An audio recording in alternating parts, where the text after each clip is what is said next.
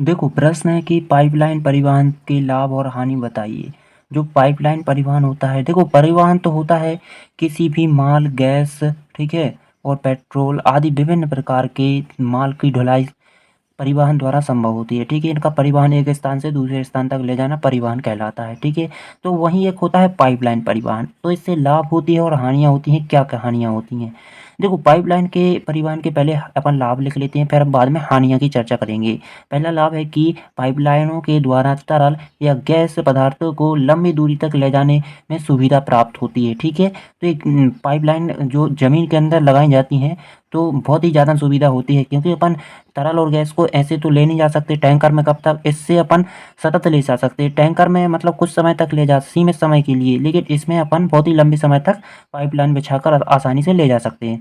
और अगला है कि पाइपलाइनों को ऊबड़-खाबड़ भूभागों तथा पानी के भीतर भी बिछाया जाता है, ठीक है।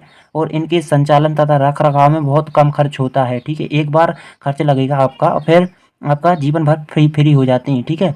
हाँ, वो अलग बात होती है, कुछ समय देख-रेख करना होता है इनकी, और इसमें ऊर्जा का उपयोग भी बहुत कम होता है, और यह प्रदूषण रहित परिवहन का साधन है। और पाइपलाइन परिवहन सस्ता और सुविधाजनक है मित्र, ठीक है।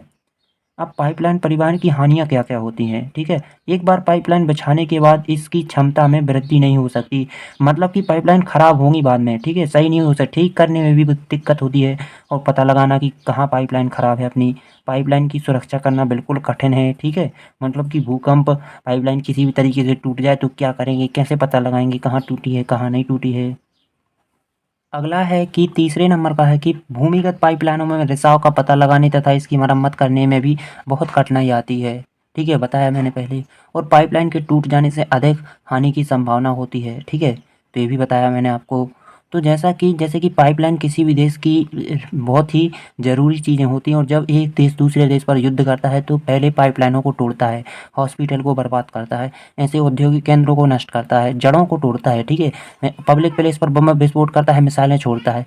तो ये बहुत ही उपयोगी बातें हैं, जैसा कि यूक्रेन पर रसिया कर रहा है, आप देख रहे हैं।